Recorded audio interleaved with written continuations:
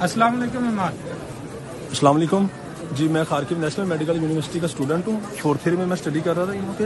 اور یہاں پہ جو فی الحال سچویشن بنی پڑی ہے تو بہت کرٹیکل سچویشن بن گئی ہے. تو ہمیں امبیسی کی طرف سے کوئی ایویکویٹ نہیں کیا گیا.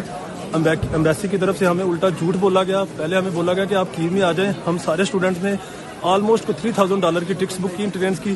آلموسٹ کوئی 200 اسٹوڈنٹ ہوں گے. لیکن جس دن ہم نے ٹکٹ بک کر لی ہیں اور ہم موو کرنے لگے تھے 2 گھنٹے پہلے امبیسڈر کی کالز آ رہی ہیں کہ یہاں پہ نہ آئیں, کی سیف سٹی نہیں ہے, اب ٹرنوپل میں آ جائیں. بچے اپنے پیسے سارے ضائع کر رہے ہیں. ٹھیک ہے, امبیسی کی طرف سے سارا جھوٹ بولا جا رہا ہے. اب امبیسڈر وہاں پہ نیوز پہ بول رہا ہے کہ میں نے سارے اسٹوڈنٹ یہاں پہ وہاں سے ایویکویٹ کر لیے ہیں.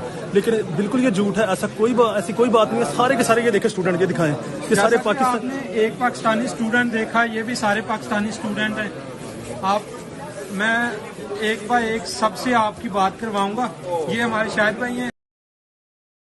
کہ آپ کو کیا نام دیتے ہیں, ہم بسیں دیں گے, آپ کو جہاز دیں گے.